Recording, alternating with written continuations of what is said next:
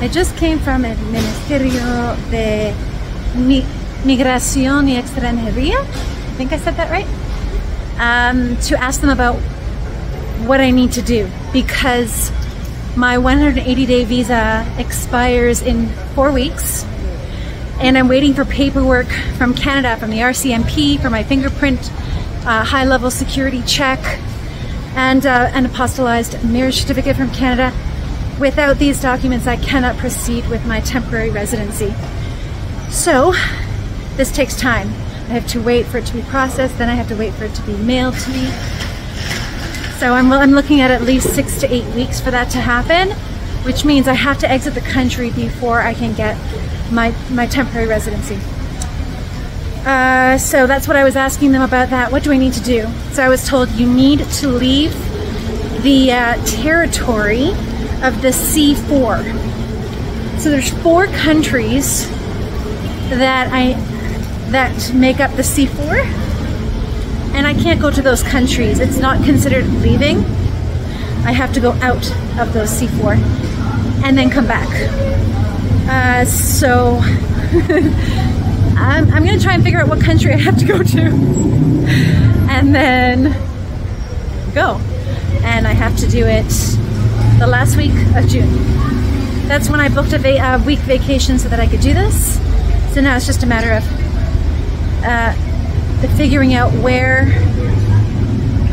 which country I'm going to. I could go to Canada, the United States, Mexico, but I don't know. I gotta figure this out. So I've been hustling for the past 3 weeks, 4 weeks now, trying to get all of the documents together that we require in order to finally get my temporary residency. And something really interesting happened when when something changed in my current situation. So it's really interesting because somebody that I was introduced to, an acquaintance, basically she works at a really nice private school here in El Salvador, and she said, Sarah, I would love to put your resume in because you're a teacher and you never know, they might need someone there if you're interested. And I said, you never know. I said it wouldn't hurt to try. So she gave them my resume, and I heard back from the school, and we started the process that is required to to determine whether somebody's going to become a teacher at their school. So there's a long process involved here. So basically, long story short, I have received a job offer, and I have accepted the job offer to work at this school. I'll be teaching English, so I'll be a foreign language teacher, and that changes my whole situation, because originally the plan was that I would be applying for my residency as a spouse of a Salvadoran. But now that I have a job offer that starts in the next 6 weeks, my residency is going to change. My status is going to change, and now I'm going to be applying for a work visa, which is something different. And I was very surprised when I learned that during the conversation the last time we were at Migración y Extranjería, the lady there explained that if you're here on familiar, the residency as a spouse, you do not have, you cannot work. You cannot work, you don't have the right, because your partner is expected to provide for you. So I was like, whoa, hold the brakes. No, like I work and my spouse will not be providing for me. So I want to work, and so then I had the job offer. I pulled that out and I said, this is what I have. And she said, then you're going to apply. You're going to apply for a work visa. That's what you want to do. And the benefit to that is you're going to pay less in taxes as a foreign with a foreign work visa. So I said, hey, I love the sounds of that. So yeah, everything has changed now. Just really quickly want to show you and describe the documents that I've had to put together. And let me tell you, it has been very difficult to do this after moving here because it takes time and money to apply and get documents going between the countries. So first I'll describe to you, first I'm going to describe to you kind of what it is that you need. So you need your passports, of course, birth certificates, original birth certificates of myself for the work visa, my offer of employment. I also need to have a document with fingerprints. This document with the fingerprints is really important. It's from, so if you're Canadian, it's from the RCMP. For all the American viewers or from other parts of the world, you're going to need a federal level security clearance. In Canada, it's the RCMP, but it's going to be different depending on what country that you're from. You also need to have a solvencia policial. The Salvadoran National Police Service needs to show that you don't have a criminal record. So I got that.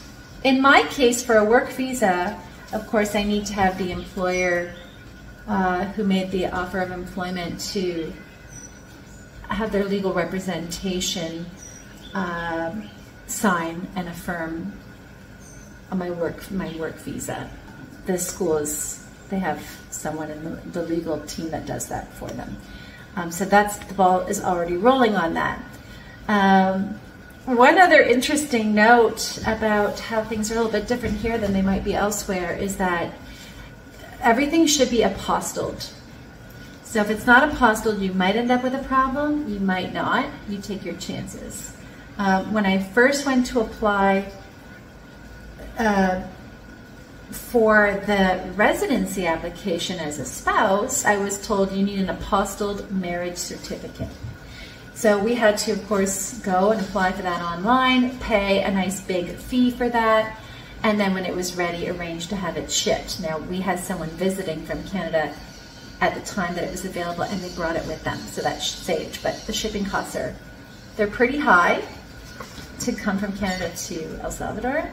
The shipping costs are high. Like you're looking at between 100, 150. I got one quote for 190 just for a document pouch. So I actually don't need it for my residency anymore, but I actually need to provide this marriage certificate to the school that I'm going to be teaching at. They've asked for this, and that's how sometimes things are different. You know, in El Salvador, they can ask for these things if they want to know, and they want to have a record that yes, you're married, yes, you know, you're affiliated with this church, yes, you know, this is your status, right? So they actually will ask questions that may not be politically correct in a place like Canada or the US or Australia. It's perfectly okay here to do that. But yeah, so I have everything that is required, and now I'm just waiting for them to confirm.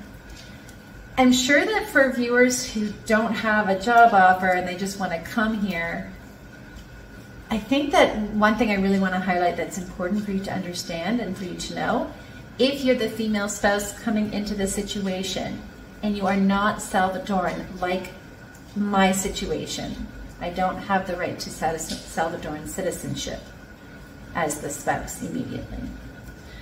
If you fit into that category, remember, if you plan to work here, you need to go through the visa, work visa or business visa route.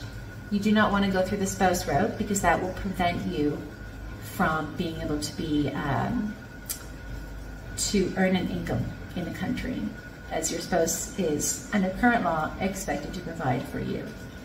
Keep that in mind. I just found that out, and I was lucky enough that I had a job offer because I was not willing to accept those conditions. So that's going to impact how you approach it if you're in the same situation as me. Everybody's situation is different, of course, but I'm hoping that will help somebody in a situation where they're considering this and they need to go through the same channels as me. But yeah, it took time to get all this stuff together. Time, money. There's a lot of visiting locations and a back and forth to get all the answers that you need, to clarify everything that you need. Everything should be notarized or apostilled. So if you're coming from your country, wherever you might be, and you're coming here to move, to be either a temporary or permanent resident here, keep in mind that having, marriage, birth certificates, even report cards for your children from the last 1 or 2 years, having them apostilled, if possible, I don't know, do it. It makes everything easier when any official document is apostilled, and then of course it needs to be translated here and notarized. So there's some intensive processes happening here that you have to go through. So just be aware, it's time consuming, it can be expensive if you're already in the country and you have to go back and forth, and it just becomes a bit frustrating at that point. I was very worried about my personal situation because my visa is about to expire, in a few weeks, and I got really worried about what will I do when it does expire.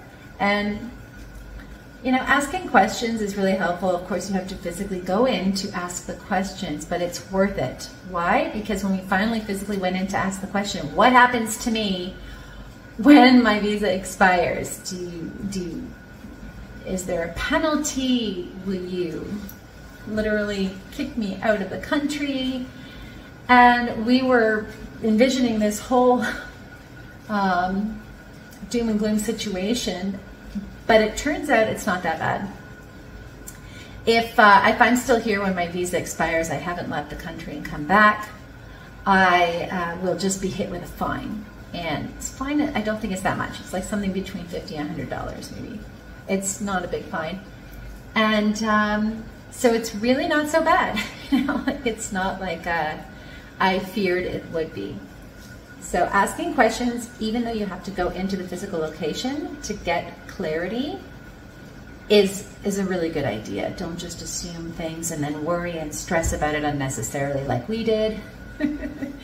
Because I was like planning a whole trip out of the country because I thought I had to leave the country. But planning a $4,000 or $5,000 trip out of the country versus paying a $100 fine, I mean, the trip would have been great.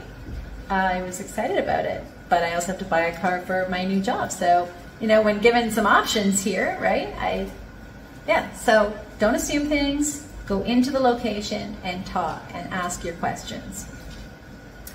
That's all I have to contribute on this subject. So everyone drop me any comments or feedback on what I'm currently going through, and maybe share what you might be currently going through or your concerns. And then, we'll try to help each other out here. And of course, I will update you as things progress, and when I get confirmation, then I can do a little celebration about that.